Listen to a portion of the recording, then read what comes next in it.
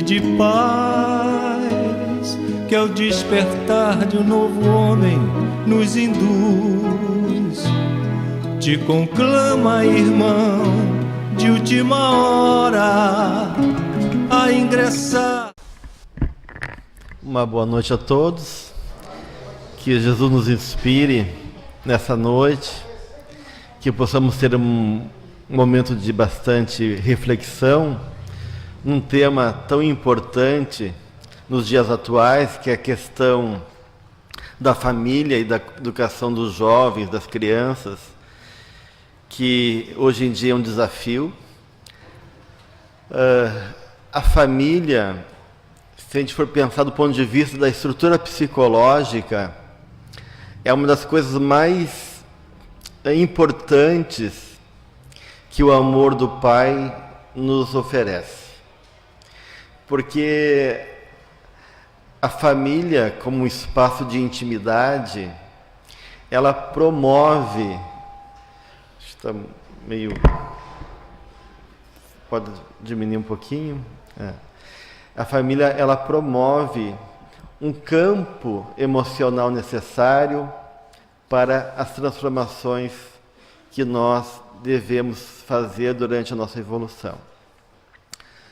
Então, ser familiar a alguém é compartilhar do mesmo lugar, do mesmo espaço, das mesmas experiências, das mesmas dores, aonde dois espíritos, muitas vezes inimigos, muitas vezes desencontrados nas suas percepções, nos seus equívocos do passado, estão ali, cooperando, trabalhando, estabelecendo conexões necessárias no seu aprendizado.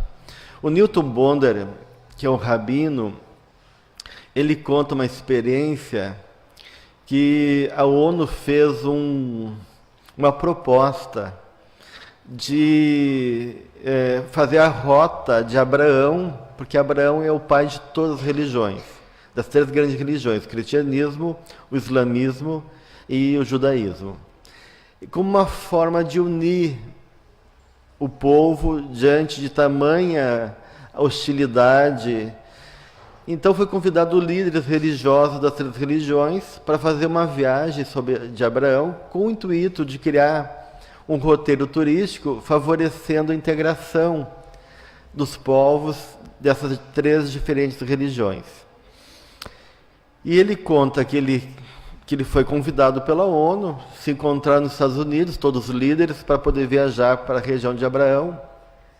E ele foi como civil, deixou o quipá na mala, e na viagem ele conviveu muito com um muçulmano, que no avião começou a criticar muito os judeus.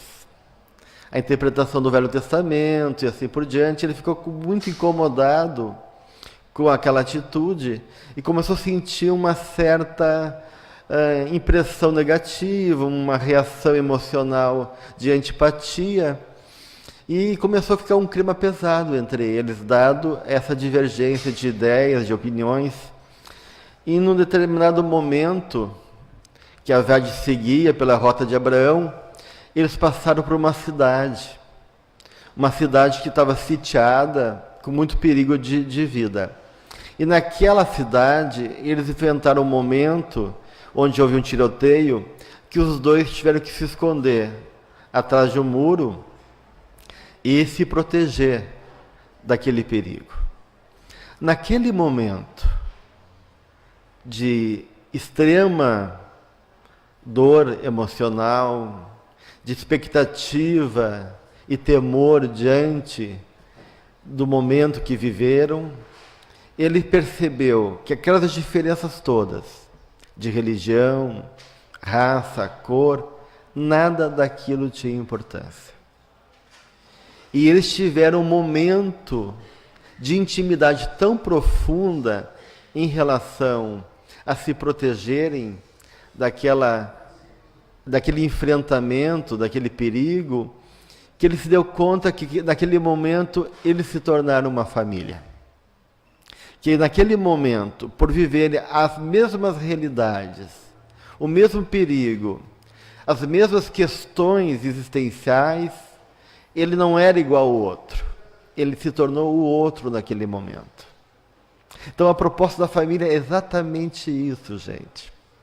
Possibilitar que experiências de espíritos muitas vezes diferentes, muitas vezes trazendo cargas difíceis do passado, no inconsciente de cada um, com processo muitas vezes de inimizade, de hostilidade, de divergência, na medida que eu vivo no mesmo lugar, da mesma perspectiva, a realidade com o outro, nós se tornamos um. E nesse processo de convívio, de interação, de estabelecer um momento de vida que é uma trajetória reencarnatória, onde a gente tem que realmente estabelecer estratégias de enfrentamento da realidade, aquelas situações todas vão nos possibilitando, naquele encontro do dia a dia, seja nos momentos mais difíceis ou nos momentos belos que a vida nos oferece, estabelecer uma nova relação e uma transformação de todos. Então, por isso que a família é tão importante, tão significativa do ponto de vista espiritual e do nosso processo evolutivo. E, como a vida é dinâmica, a família vai mudando nas suas configurações, na sua estrutura, nos seus formatos, né? E a realidade humana vai tomando contornos e sendo regido por uma consciência coletiva, ou seja, um espírito da época, como se tivesse ideias, princípios, valores que regem determinado momento da nossa história, imprimindo no nosso inconsciente e na nossa consciência um jeito de perceber essa realidade, que muitas vezes é inconsciente. A gente não se dá conta, porque a gente não para pensar, para refletir diante da realidade que a vida nos coloca. Então a gente vai assimilando verdades do mundo sem perceber que verdades são essas e até que ponto essas verdades são realmente compatíveis com os nossos princípios, com nossos valores. Porque esses movimentos coletivos, eles estão em tudo. Nos modos de ser, no modo de ver, nos modos de se apresentar a realidade para nós. Na TV, nos jornais, nas relações, na moda, nos comportamentos. Então, tudo isso, o jovem que já nasce numa geração onde essa realidade se apresenta, ele vai ver essa realidade a partir das referências que o mundo dá, e da qual a família reforça, da qual a família é a base. Então, é importante a gente pensar que momento é esse da nossa realidade familiar e questões se apresentam como desafio na educação dos nossos filhos, dos nossos jovens. Então, a partir de 1950, mais ou menos, começa a haver uma grande mudança a nível social, a nível das relações humanas, com a mudança do panorama mundial. A gente vem de uma guerra, de uma Segunda Guerra Mundial. Isso movimentou o mundo de várias maneiras, começa novas condições, começa o movimento de industrialização do mundo, máquinas, fábricas, o mundo começa a se alterar de maneira mais rápida, mais veloz. Com esse movimento, a mulher começa a ganhar um outro lugar no mundo, começa a sair de casa e assumir também papéis na sociedade.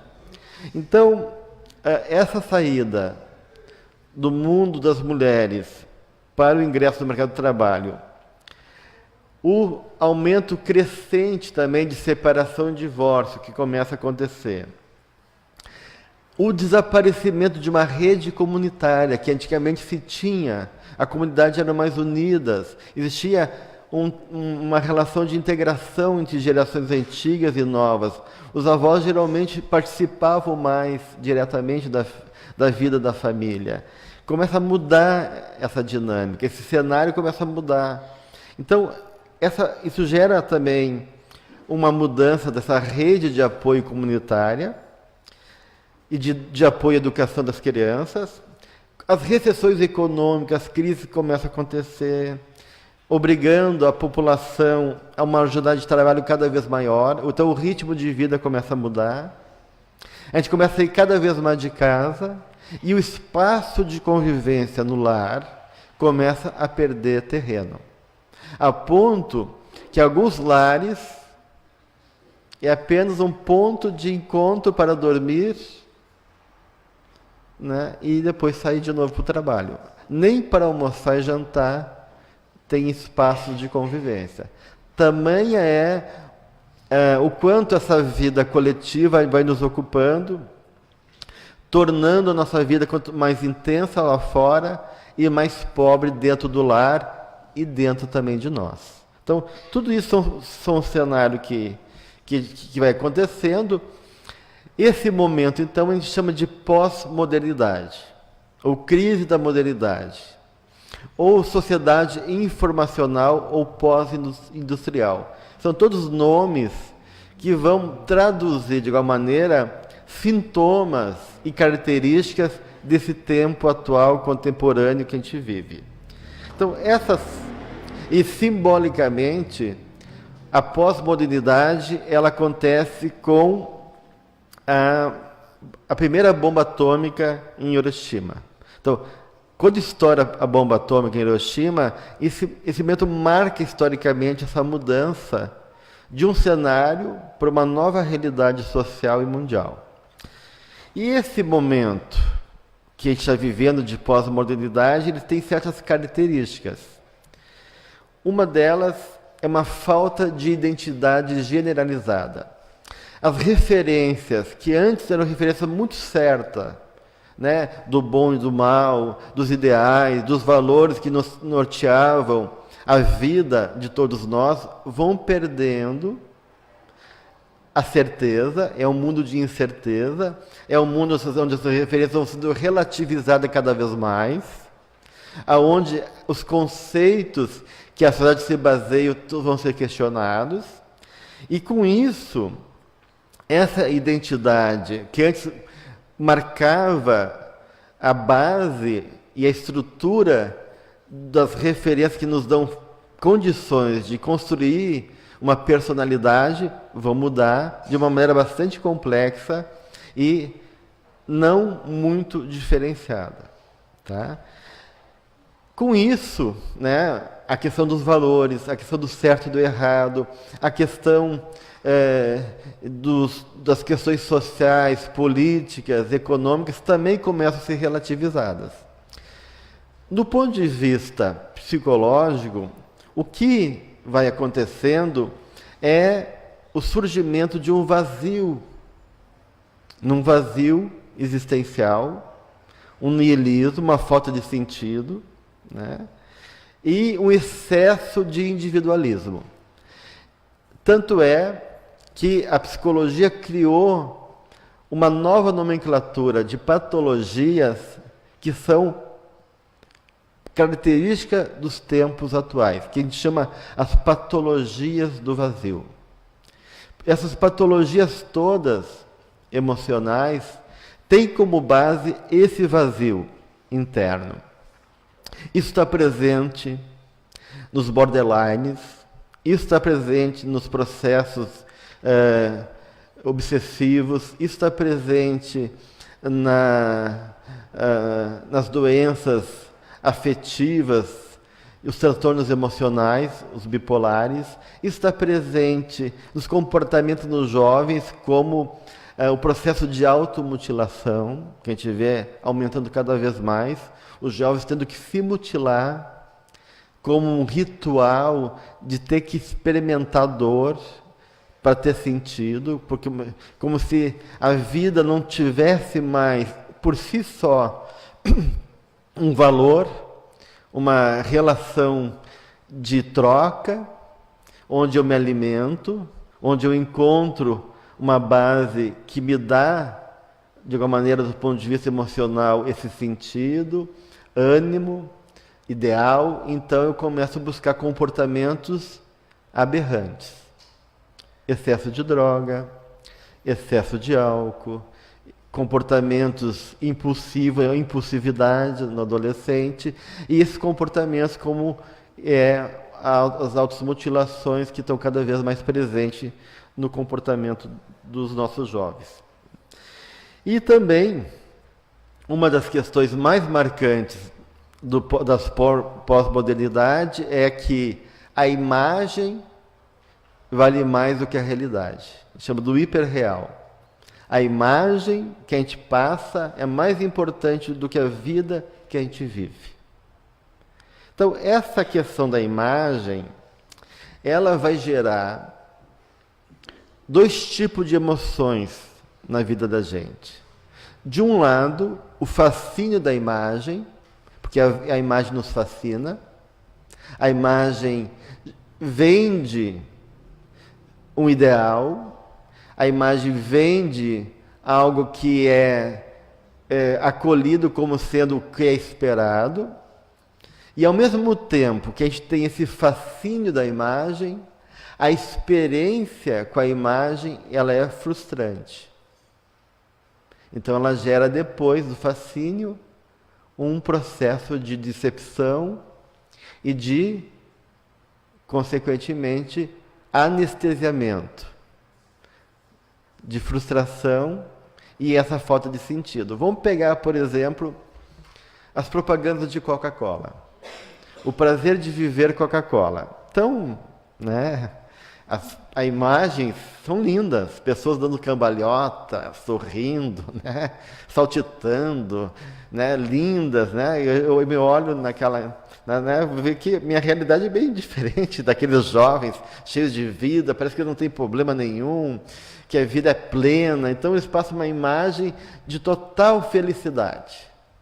Daí eu passo pelo boteco lá de Porto Alegre, peço uma Coca-Cola. E no meu inconsciente está a imagem gravada. Prazer de viver Coca-Cola. Eu estou impregnado daquelas imagens da propaganda, e quando tomo a Coca-Cola, eu não vou me transformar naquela pessoa. Nem malhadinho, nem bonito, nem cheio de vida, de energia, nem dando cambalhota pelas ruas de Porto Alegre. Então, de um lado, aquela imagem trouxe um fascínio, trouxe um apelo emocional que não se concretiza. E daí o resultado emocional depois é esse anestesiamento, essa falta, um hiato, um abismo entre o que a imagem provoca e a realidade da qual eu estou vivendo. E esse choque entre essa imagem e a realidade vai gerar essa frustração interna. Então, eu vou sair depois de beber uma Coca-Cola com uma sensação que tem alguma coisa errada na minha vida. O que aconteceu comigo? Que eu não sou aquele cara da propaganda. Eu continuo deprimido, eu continuo tendo que pagar conta, eu continuo tendo que pensar nos meus problemas, e a vida continua me ocupando como ela vem me ocupando sempre. Então, a gente vai sendo impregnado dessas forças da mídia, do mundo, de exigências, de necessidades que o mundo vai nos colocando. A gente vai querendo cada vez mais ter, comprar, assimilar. E aí, quanto mais ingestão de estímulo, menos digestão. A gente ingere muito estímulo e não consegue digerir. E aí fica com alguma coisa estranha lá dentro da gente. Uma angústia, alguma coisa que não desce, que não é bem assimilada por nós. E a gente começa a pensar, puxa, tem alguma coisa estranha comigo, e eu não sei dizer o que é. Tem uma frase no banheiro de universidade que expressa bem, que diz: Deus está morto, Marx também, e eu não me sinto muito bem. Então, essa frase, ela exprime muito bem a realidade nos tempos nossos. As verdades, as certezas foram embora. Eu não tenho certeza mais de nada. Isso, na cabeça dos nossos jovens, dos nossos adolescentes, nossos filhos, ele é muito, muito, muito dramaticamente perigoso. Porque a gente vai criando uma ideia que os nossos jovens têm muitas informações, porque na internet hoje em dia se tem tudo. O Google nos oferece tudo que é tipo de recursos, em termos de conceito, de informação, de dados. Mas esse jovem, que parece que sabe tudo, que tem tanta informação, ele não tem reflexão, ele não reflete, ele não discrimina. E ele vive nesse mundo só de estímulo e de reação a esse estímulo, e não de processamento dessas informações, de elaboração dessas informações e, consequentemente, de transformação interna. Então, para você ter uma ideia, eu tenho uma colega minha que é psicóloga, e psicóloga infantil, ela já é uma senhora de uma certa idade, tem anos de experiência. E um dia ela foi assistir um filme com a sua neta, que é uma adolescente já. Deve ter uns 12 anos, mais ou menos. E é um filme chamado Juno, que é uma adolescente que engravida, mas é uma adolescente americana que engravida, e ela não quer o filho. E o filme é uma questão assim, ela aborta ou dá a criança. Então o filme é um questionamento sobre a relação dela com o bebê e o que ela vai fazer com aquele feto. E daí depois do filme, a avó, né, pergunta para a neta, e aí o que tu acha, né, do aborto, né? O que tu acha dessa ideia? Para poder refletir sobre os valores, sobre a importância da vida e assim por diante. E a neta responde assim, uma guria que vai num colégio particular em Porto Alegre, tem um monte de informações, uma pessoa que transita, então, em todos os setores de uma realidade que é muito favorável. Então, a gente não é uma pessoa com falta de recurso, de informação, de cultura. E a menina diz assim, vó, eu acho que a gente não pode matar uma criança. Porque, por que, minha neta? Porque o nenê já tem unha. Aí a avó pergunta, né? Mas o que tem a ver, né, com o nenê ter unha, com matar ou não matar? Não tem lógica, né? A gente pergunta, mas que lógica é essa? Porque a unha já está formada, quer dizer, de onde que ela tirou isso? É até difícil de entender a cadeia de pensamento dessa jovem, mas se ela for explicar por que isso, ela nem sabe explicar por quê. Então, isso acontece com os nossos jovens. Eles não conseguem explicar. Eles não conseguem fazer referência, eles não conseguem estabelecer conexões, porque o comportamento de hoje é um comportamento que a gente chama de pulsional. É uma descarga de impulso. Porque toda vez que a gente reencarna, né, a gente sabe, o André Luiz nos coloca, que toda vez que a gente reencarna, o espírito ele repassa toda a fase filogenética de evolução. Né? Então ele passa lá do girino, e o feto ele vai reconstruindo de uma maneira toda a história da formação da humanidade. E isso, do ponto de vista psicológico, espiritual, também vai se dando. Né? Até que ele reencarna no nível de consciência que ele atingiu e na condição corporal que a nossa evolução conquistou até o momento. Tá? Então, os potenciais do espírito estão latentes ali. A criança está latente com potencial. O espírito tem conhecimento, tem experiências passadas, tem emoções que estão ali mobilizadas, umas positivas, outras de traumas de outras encarnações.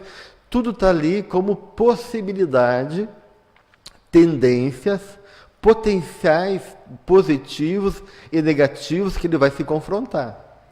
Mas se ele não for estimulado, se a vida não tiver algum tipo de embate, algum tipo de tensão, essa consciência não vai ser construída, gente.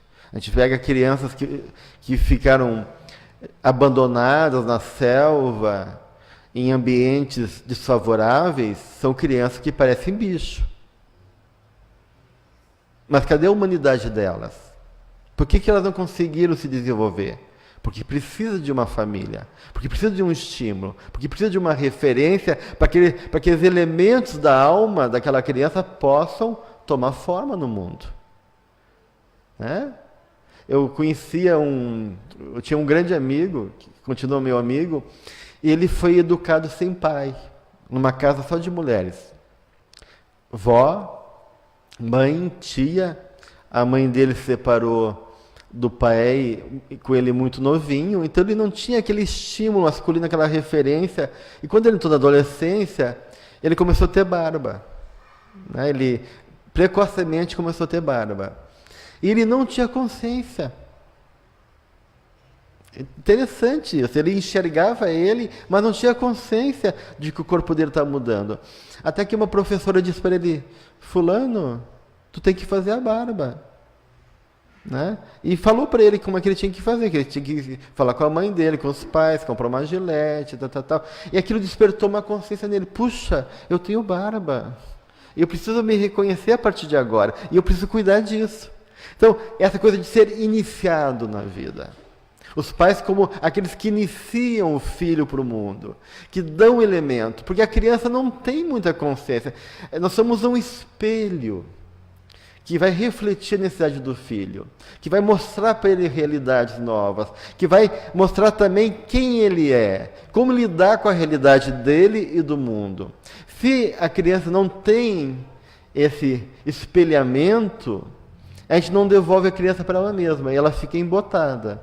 A gente vê com as crianças autistas, né, que são crianças que reencarnaram muitas vezes com uma consciência de culpa e que não tem muita dificuldade de estabelecer vínculo, tanto é que o autista ele foge de símbolos que representam a consciência e o olho, ele não consegue olhar para as pessoas, se tiver imagem de olhos eles evitam, porque essas imagens confrontam eles com questões deles. Né? Então eles ficam para dentro. E nesse comportamento de ficar muito para dentro, eles não conseguem estabelecer comportamentos adequados, como alguma pessoa normal. Né? Então, se a criança não tiver um estímulo adequado, aquele potencial não desabrocha. Vai ser muito mais difícil. E Joana comenta sobre o momento atual.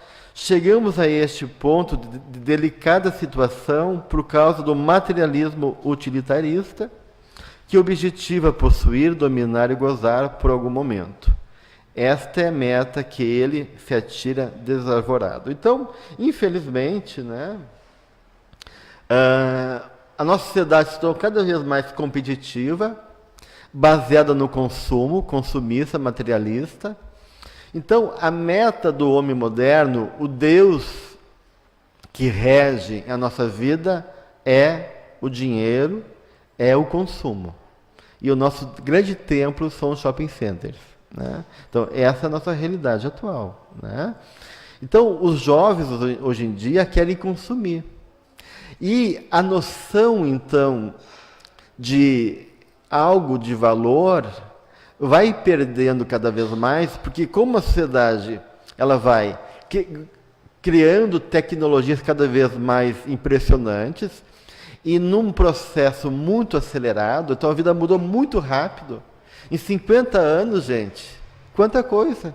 Se a gente for ver assim, quando tinha aquela televisão de tubo preto e branco, que a gente botava um bombril na antena, né, para ver se pegava direitinho, para hoje em dia, com tela plana, com TVs, com telinhas na mão, que a gente pode se conectar imediatamente com o mundo inteiro. Então, foram mudanças muito radicais em pouco tempo. Assimilar isso é muito difícil.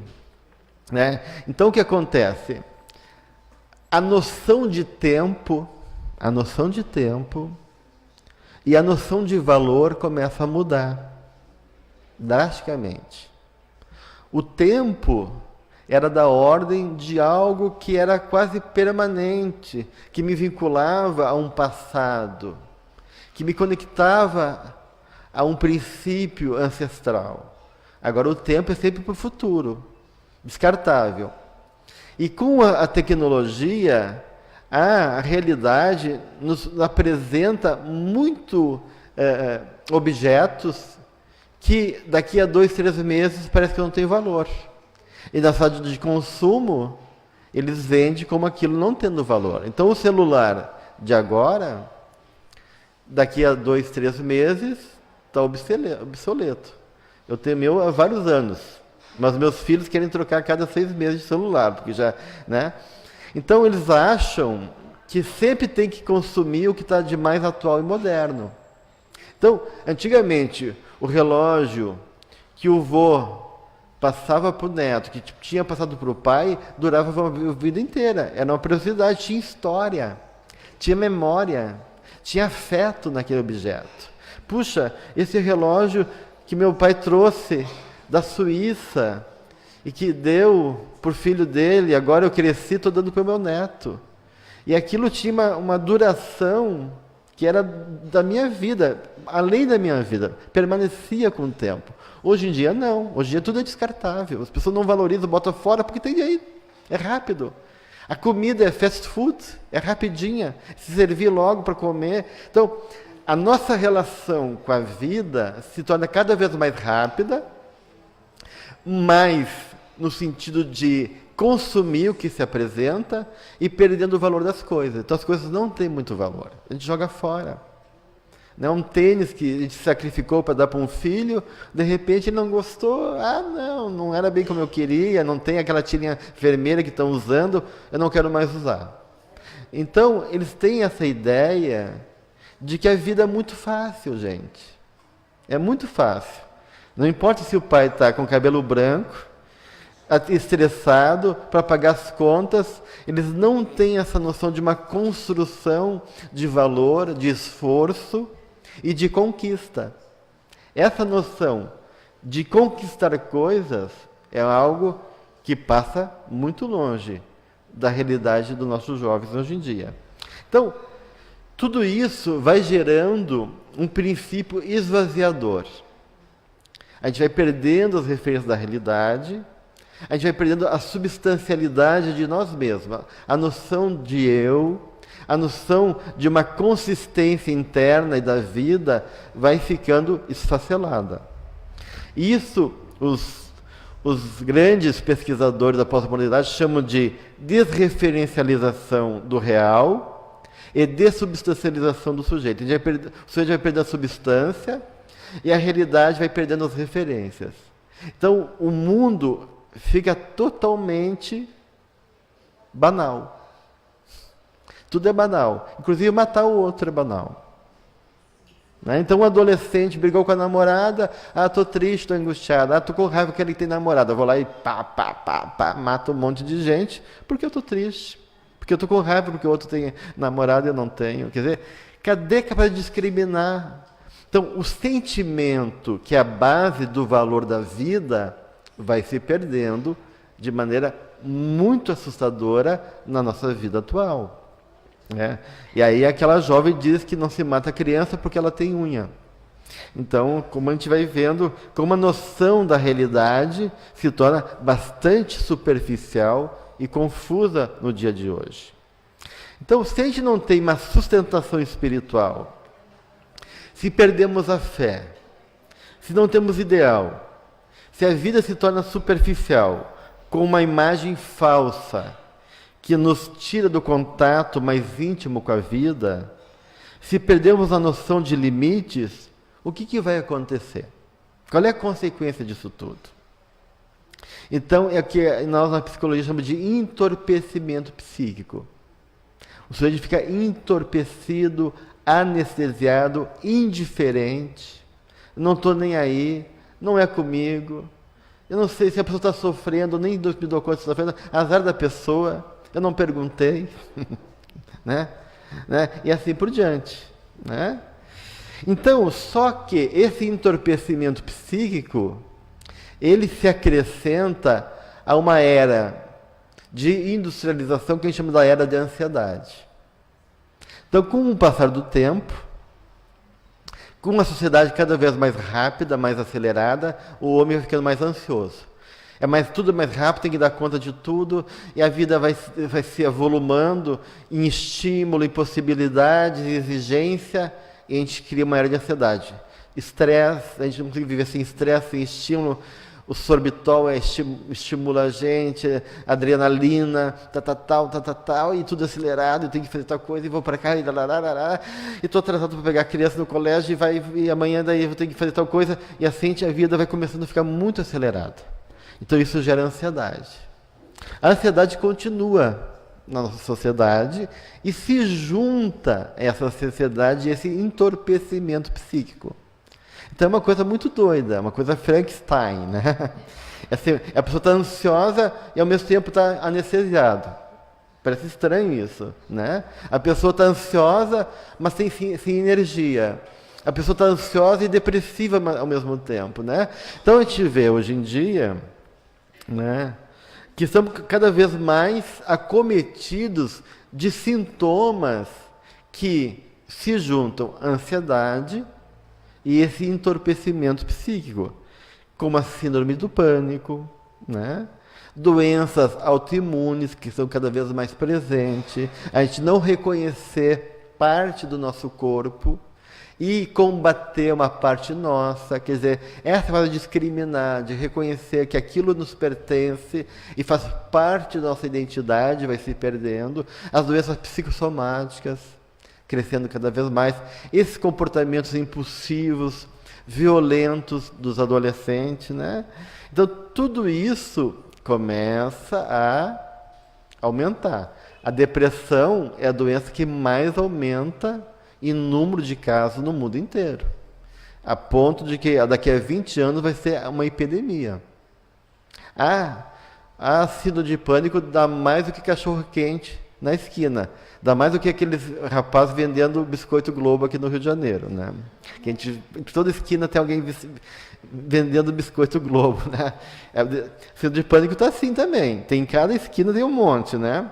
Então, aquilo que a gente fala do ponto de vista mais poético, nossos olhos vão ficando opacos, vazios, e nossos corações com uma dor surda, que a gente não reconhece e que o outro também não pode ouvir.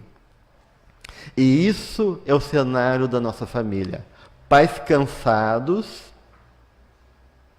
muito cansados, que por culpa dão coisas para os filhos porque não podem estabelecer vínculos afetivos e de conversa, de diálogo com seus filhos. Então, eu chego cansado do trabalho, meu filho está ali exigindo, então é melhor ele ficar no computador, eu dou para ele o jogo que ele queria, e assim todos nós ficamos entorpecidos na vida, nesse movimento que nos consome muito e que não leva a lugar nenhum. Essa é a grande verdade. Não leva a lugar nenhum. Então, o Bauman, que é um sociólogo polonês, morreu há pouco tempo, desencarnou, ele falou nos tempos líquidos, que a gente está vivendo uma realidade líquida, que todas aquelas referências vão se desmanchando como um grande caldo caótico, que vão se perdendo e a gente fica sem base de sustentação. E ele diz que a família ainda é o único lugar de saída possível para a nossa realidade pós-moderna.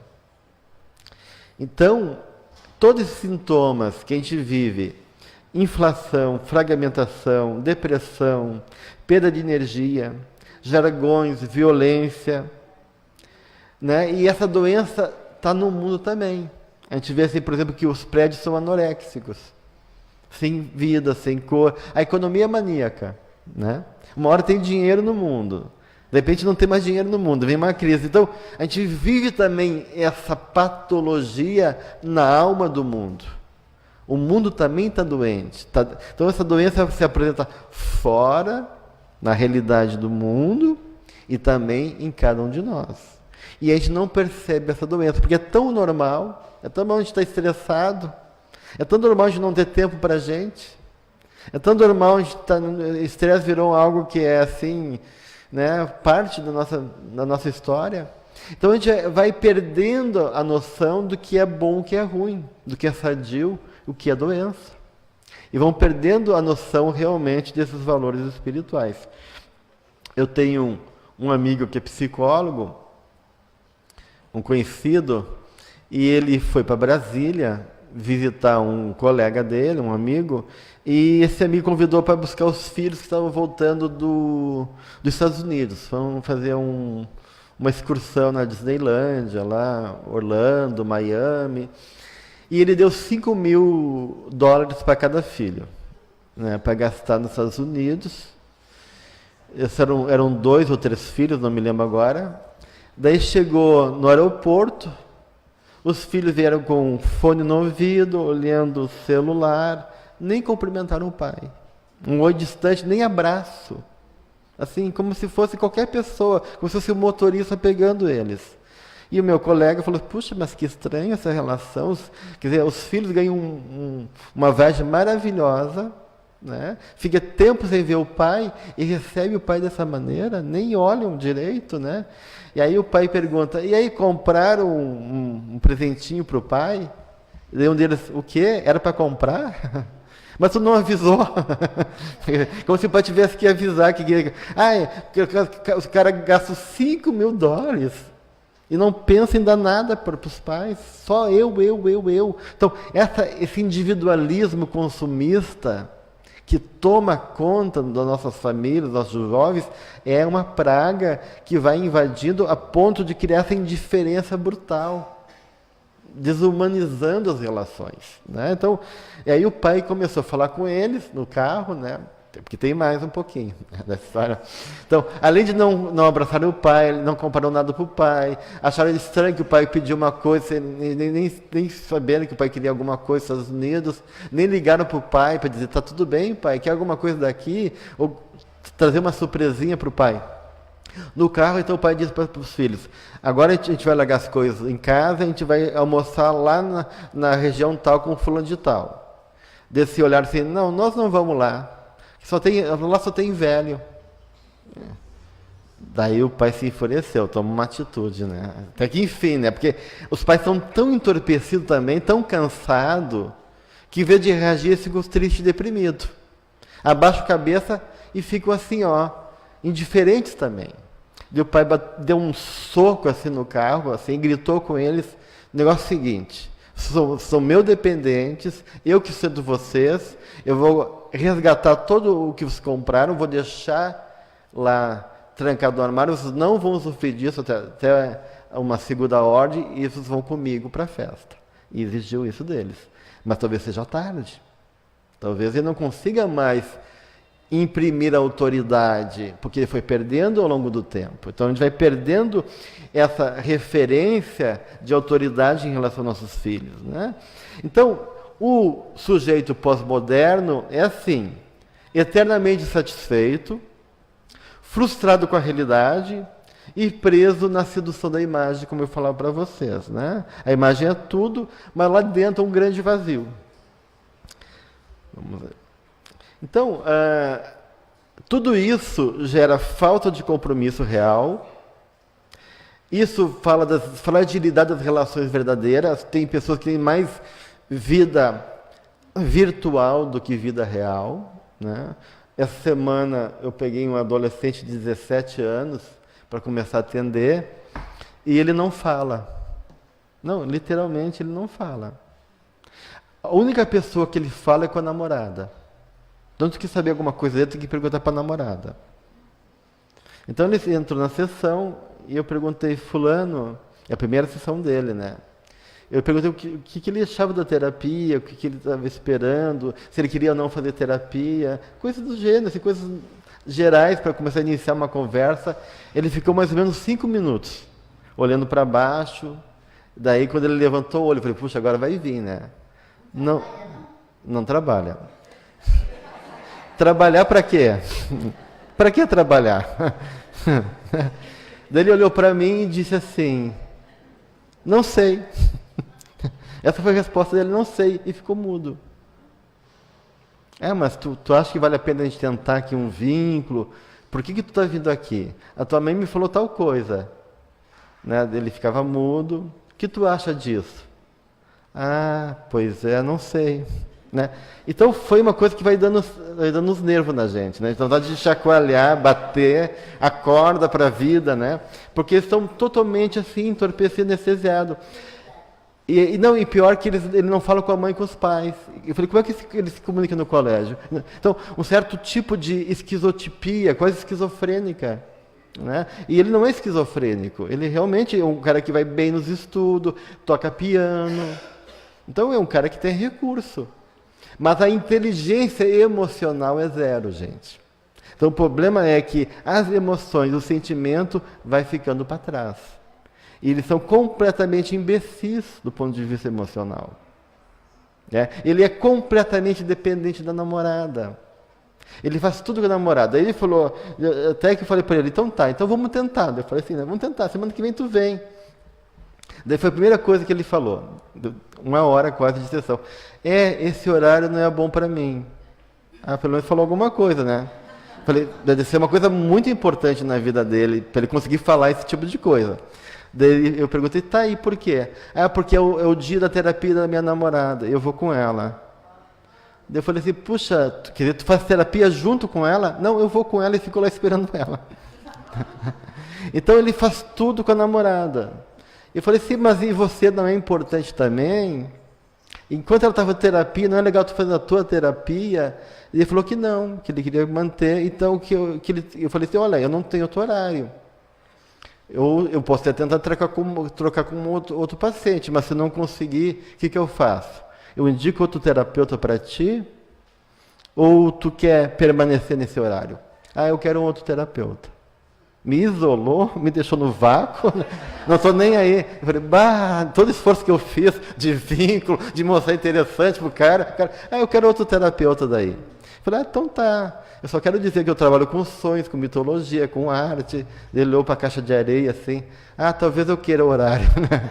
Daí consegui seduzir ele. Mas é difícil, né? Como é complicado esse momento que a gente vive.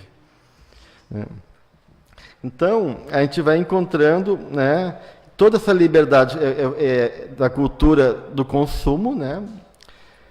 Então, o consumismo é o estilo de vida nos tempos líquidos. A solidariedade e a ideia de comunidade se perdem. Então, tudo isso gera uma insegurança existencial, num tempo de indefinição e incerteza. Então, a nossa realidade atual é uma realidade que a gente se vê vulnerável, inseguro e indefeso. E os pais começam a ficar também assim, sem saber o que fazer com os filhos. Não sabe mais educar. Daí tem que contratar psicólogo, assessor, consultora, programa da Fátima Bernardes e assim por diante, para aprender a lidar com os filhos. Que é isso? Como é que a gente vai desaprendendo tudo isso, né? Por quê? Porque o mundo perdeu a alma. E o mundo sem alma não oferece intimidade. A gente perdeu a capacidade de ser íntimo com a vida, com a natureza, com o outro e com nós mesmos. Então, cada coisa é ignorada, é rejeitado, antes mesmo de ser consumido, vira lixo. Então, as pessoas viram lixo, são descartáveis. Não é só o copinho que a gente usa. Então, se uma criança vê que todo copinho é descartável, que ele pega e joga fora, que a vida é assim, que tu usa e joga fora, né? Que tu pega um celular, daqui a 2 meses não tem valor, as relações começam a ficar também assim, sem valor e descartável. Porque é assim a vida.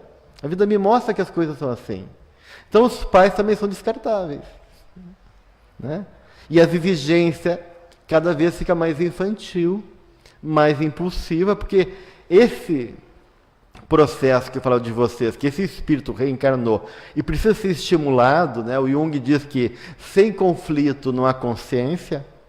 A gente tem que ter um embate com a vida tem que nos desafiar. Então, essa criança que não tem limite, que não tem regras, porque os pais, cada um trabalha numa hora, chega cansado, que não tem formas de moldar a realidade, onde a vida é olhada como tudo sendo descartável.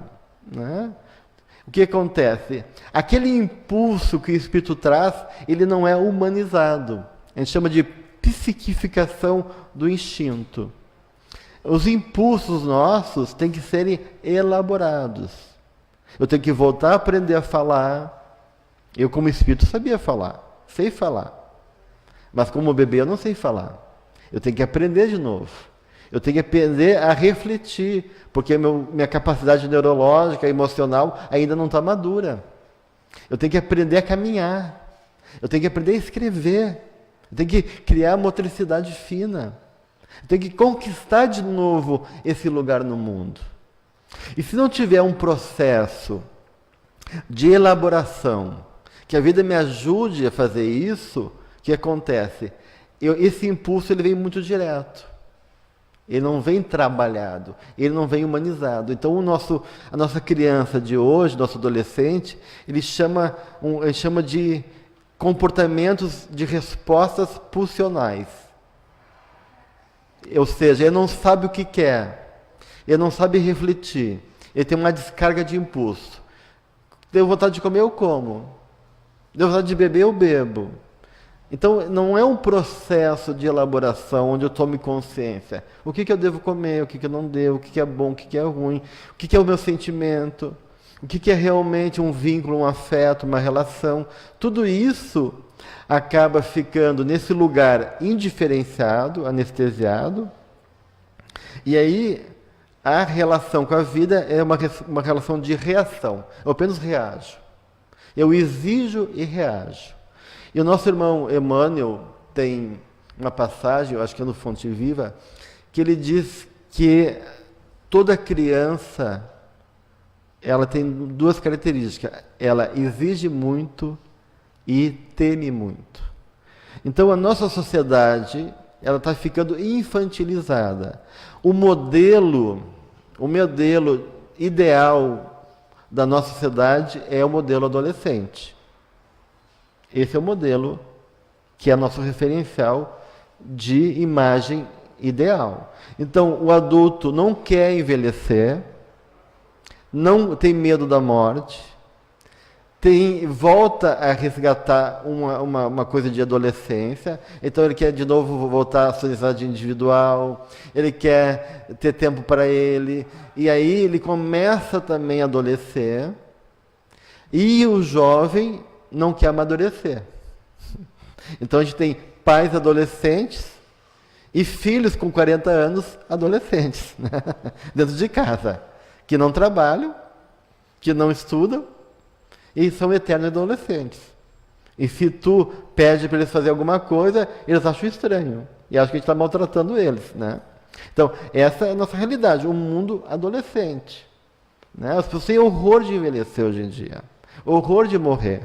Então a gente começou, e o corpo começa a ser então esse ideal do corpo perfeito, do excesso de valor no corpo. Claro, a gente tem que estar sadio, a gente tem que fazer ginástica, a gente tem o direito de ficar bonito. Tudo isso são coisas importantes na vida da gente, mas há um excesso, onde o corpo, enquanto carne, tira o lugar do corpo enquanto experiência espiritual, subjetiva, humana e psicológica, né? Então a gente vê uma sociedade cada vez mais adolescente, as virtudes, né? Os modos de ser que regiam nossa vida se perdendo, né? E aí o medo, a necessidade de ser desejável, de ser atraente, de ter sucesso, a fantasia do jovem hoje, ele fazer pouco esforço e ganhar muito. Eu tinha um filho que estava fazendo faculdade e ele desistiu da faculdade. Eu falei, mas por quê? Né? É importante? Não, eu quero ser DJ. Tá, mas e tu sabe quantos DJ na vida conseguem ter lugar no mundo e ganhar dinheiro com isso? Ah, não, mas eu estou na internet, estou fazendo... Né? Eu falei, não, quem sabe então tu se forma, ganha dinheiro com isso, compra o equipamento de DJ e vai fazendo o caminho paralelo. Se tu se dá bem, tu consegue ser um DJ, quem sabe um dia, né? Largou a faculdade, foi ser DJ. A única coisa que ele conseguiu em um ano é uma festinha de aniversário de uma amiga, né? E daí eu falei, puxa, agora ele se convence que não é tão fácil assim. Comecei a pagar a faculdade de novo, desistiu. Então, a gente vê a dificuldade que é um dos filhos que eu adotei. Eu tenho 5 filhos, a Maria adotado, e ele realmente tem muita dificuldade de reconhecer os valores, de lutar por ele, de reconhecer o esforço de todos em favor dele, e fica numa vida achando que a vida é isso. O tempo vai passando, tem uma namoradinha, e o mundo deles é ele ficar o dia inteiro entregado no quarto, ele é namorado, não sei fazendo o quê. Né? Porque, por amor de Deus, né? Tem tempo para tudo, mas... Então as coisas se dão assim, né? Então, a gente está num momento muito delicado da nossa vida, né?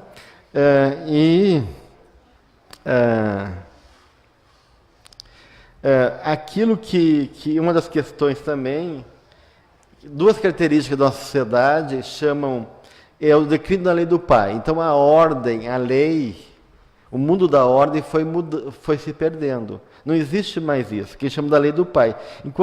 Porque existem 2 padrões comportamentais básicos da vida, que é pai e mãe. Como a gente chama de arquétipos na psicologia junguiana, padrões de comportamento universais. A mãe é aquela que nutre, que dá a vida, que gera, que mantém a vida, que possibilita uma conexão então com a natureza, assim por diante. O pai é aquele que é a lei, a ordem, que dá o caminho. E o mundo da lei e da ordem vai se perdendo nesse universo pós-moderno, aonde não se vê mais compromisso com nada, né, gente? Então, a gente vê cada vez mais vale tudo em todo sentido, no comportamento, na arte, na cultura. Hoje em dia não tem mais nenhum tipo de critério estético, né? Então eu posso usar um brinco de acrílico com um de pena tribal, né? Que não tem problema nenhum, né? Então, tudo, né? Se quiser fazer uma tatuagem, né, psicodélica num braço e depois botar um vestido, né, indiano também, está tudo bem. Quer dizer, as pessoas, isso é uma coisa boa, porque é um momento de grande liberdade. Isso é uma conquista nossa. Mas, infelizmente, a gente não está sabendo usar essa liberdade, né? E isso se torna daí um estímulo para a perversão, que é aquilo que a gente chama de anomia em psicologia e nas questões sociais. Então, anomia, a palavra tem origem grega, vem de a mais nomos. A quer dizer ausência, falta, privação, inexistência. E nomos quer dizer lei e norma. Então, o que rege hoje o comportamento social dos jovens é essa anomia, uma falta de lei, uma falta de normas, uma falta da forma adequada ao seu comportamento. Então, essa anomia é uma falta de identidade, uma falta de objetivos, que é fruto dessas intensas transformações, que em vez de dar lastro para a gente, vai deixando o caos e aquela perda que eu falo de referência em relação ao nosso mundo.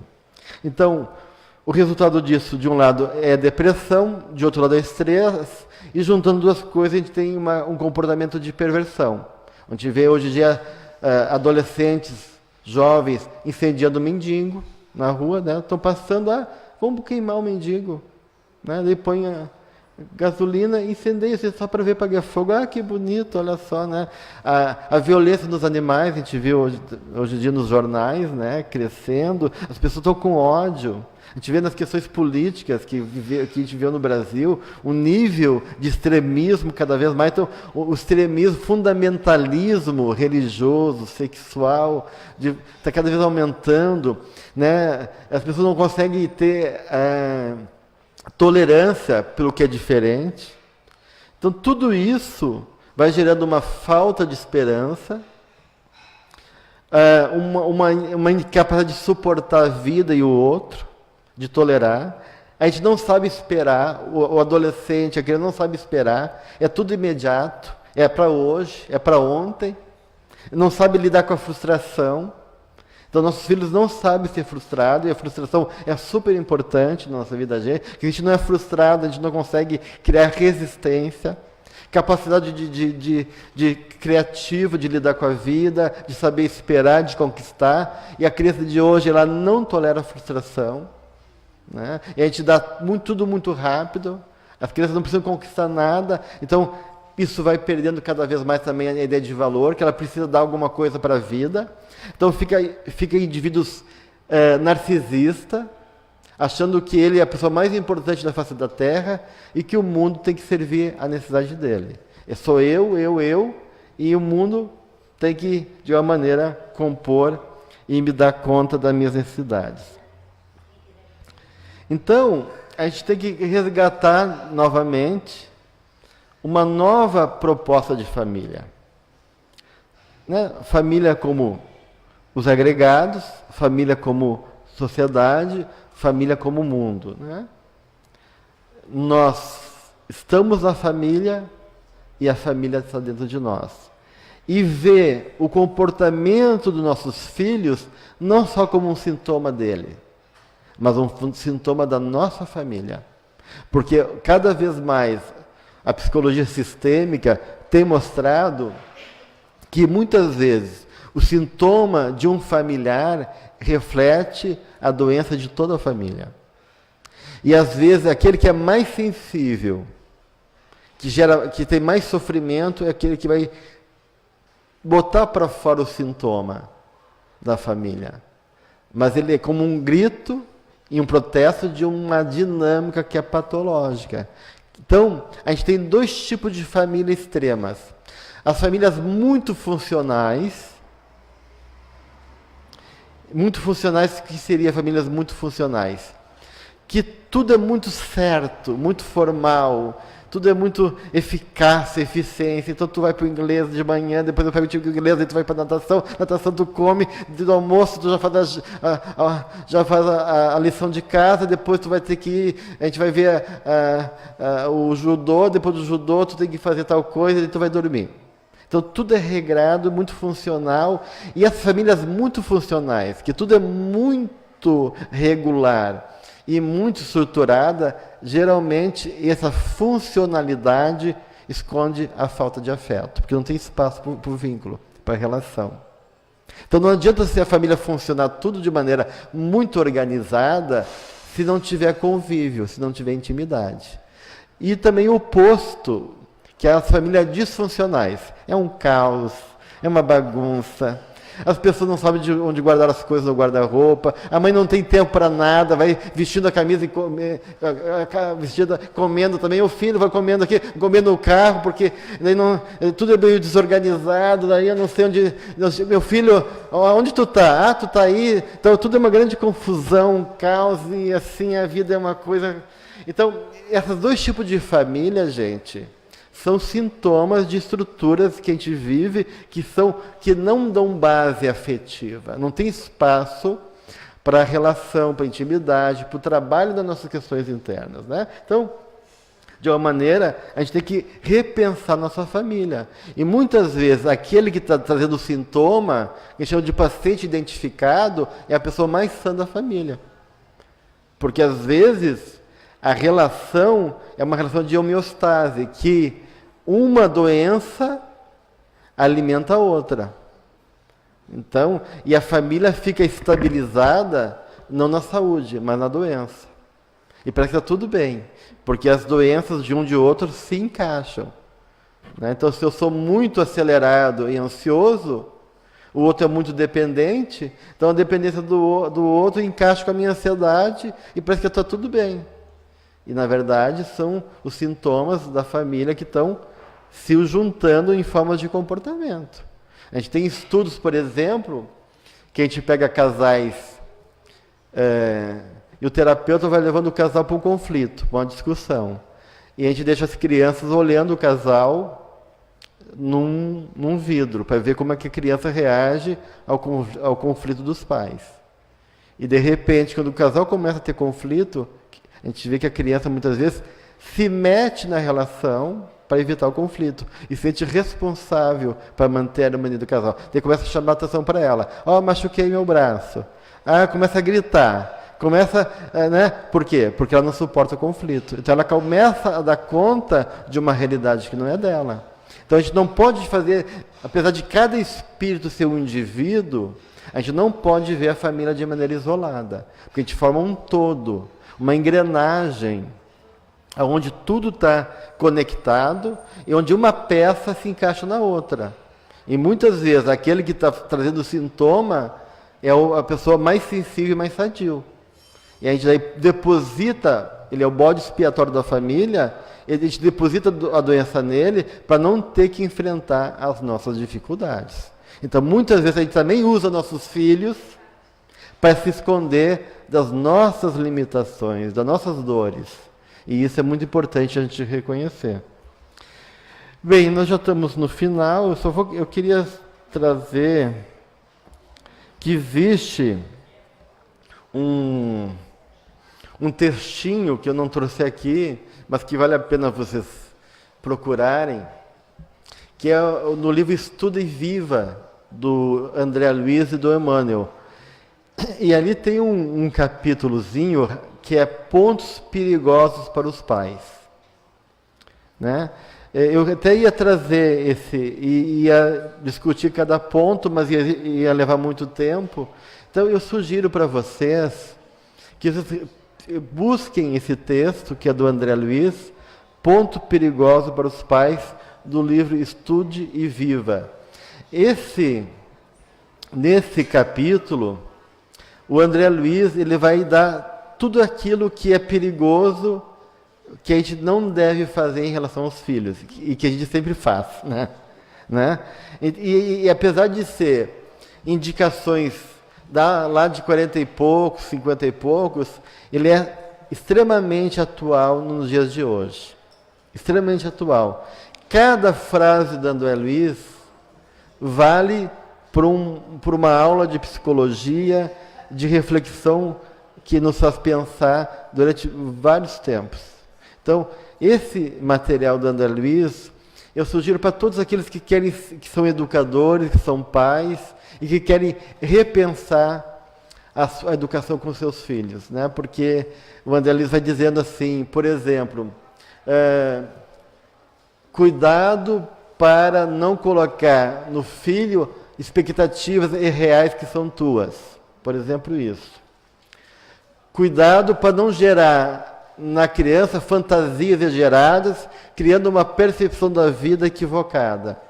Então ele vai trazendo pontos fundamentais que, se a gente realmente levar a sério e ter o cuidado de olhar para esses pontos, a gente vai estar num caminho favorável em relação à educação dos nossos filhos.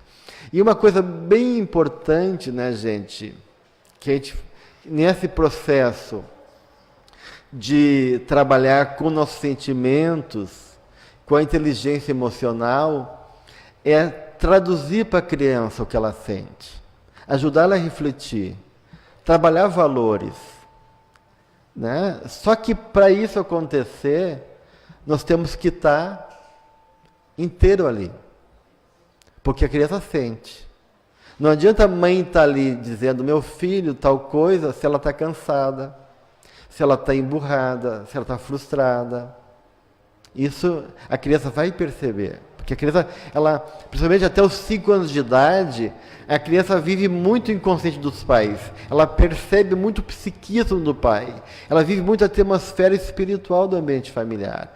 Então, mesmo que tu não diga, tu passa pela tua emoção, pelo teu comportamento. Né? Como diz o nosso querido São Francisco, evangelize. Se precisar, use a palavra. Ou seja, a nossa ação, o nosso comportamento, o nosso exemplo é o elemento mais importante. E uma das coisas que mais enlouquece, que são pesquisas que mostram que mais patologiza a criança, que mais gera esquizofrenia, que mais gera doença, é a comunicação ambivalente. Uma comunicação que é contraditória, que é ambivalente, ela enlouquece até papagaio, até cachorro. O cachorro não sabe o que fazer. Porque então tu quer dizer não para a criança, mas tu está com pena. Né? Então tu vai dar aquele não assim sofrido. Não que causa o sim, não, filhinho, mas pode ir. Está dizendo isso com o teu comportamento. Então tu diz não com a boca, mas está dizendo sim pelo sentimento. Isso é enlouquecedor. O é sim ou é não. Outro que está dizendo sim está com raiva. Então é melhor expressar o que tu está sentindo, falar, olha, isso que tu me fez, me traz raiva, eu não sei lidar com isso, eu estou incomodada, porque eu não quero ficar com raiva de ti, mas nesse momento... Isso, né? Então é importante a gente poder trazer para a consciência o que se passa no nosso sentimento. E também traduzir para a criança o sentimento dela, porque às vezes ela não sabe. Porque a criança, ela responde pelo comportamento, ela atua. Ela não sabe dizer, então ela vai responder. Então, se a criança está muito agitada, o que está acontecendo? Se a criança não está prestando atenção na escola, está desatenta, é porque alguma coisa está acontecendo, alguma coisa está consumindo o mundo interno dela. De repente, ela está preocupada com algo. Mas ela não sabe dizer, eu estou preocupado com algo, eu estou com medo, eu estou preocupado com meus pais que querem se divorciar, estou preocupado com meu pai que está violento em casa. Então ela não vai saber dizer, ela vai mostrar isso no comportamento. E os pais perderam a capacidade de perceber a criança, em função desse mundo que a gente vive. Então, se a gente não resgatar uma nova realidade para dentro de casa, e não fazer de novo do espaço da família, o espaço familiar, um espaço de encontro verdadeiro, de paz, de poder realmente conviver, não é manual de psicologia que vai resolver. Então a gente precisa de coisas muito básicas, gente, coisas muito simples na vida da gente. Não precisa complicações de teorias psicológicas, entendimentos. Não, são coisas básicas. Né? Manejo adequado, atenção verdadeira. Se eu estou falando com meus filhos, eu vou enxergar eles. Eu posso dizer, meu filho, eu estou muito cansada. Eu gostaria de ler melhor para ti, mas então seja verdadeiro. Mas vamos ler um pouquinho, é importante para ti. Né? Se o filho quer exigir alguma coisa, tem que dar limite, porque os pais estão cansados de dar limite, e aí troca o limite pelo consumo. Então, a gente tem que também assumir nosso compromisso de autoridade e de paz. Então, tudo isso são questões básicas, simples, mas que a gente foi perdendo nesse processo moderno de comportamento e de estilo de vida. Então, acima de tudo, é questionar que estilo de vida que a gente está tendo no nosso mundo atual. Que tipo de pai e mãe está sendo? Que tipo de ser humano a gente está se colocando em relação a mim mesmo, a vida e a minha família? E assim poder realmente resgatar essa base tão importante, tão fundamental, que é a família, e não competir com nossos filhos, né? Porque nossa criança birrenta, que também está dentro de nós, que a gente tem uma criança birrenta, né? Frustrada, carente, né? E às vezes ela é pior do que os filhos, né? Que ela vem com toda a força, né? Então que a gente possa também tratar da nossa criança interna, reconhecer que ela existe, reconhecer a nossa humanidade, ser honesto conosco mesmo e poder recuperar essa humanidade, esse vínculo mais verdadeiro, mais profundo, e aí mais saudável em relação a como lidar conosco, com a nossa família interna, que a gente tem um povo dentro da gente. Tem velho, tem criança, tem mulher, tem homem, né? A gente é uma família, tem uma família dentro da gente, a gente tem que organizar a nossa família interna também. E poder construir também na relação com os outros, essa família de troca, de cooperação, de poder compartilhar e assim por diante. Então fica algumas reflexões, rogando que Jesus, o nosso grande mestre, nosso grande educador, possa nos orientar e ser inspiração para que a gente possa construir cada vez mais a nossa família humana e espiritual nas bases do amor, da tolerância, do respeito e da compreensão. Obrigado a todos.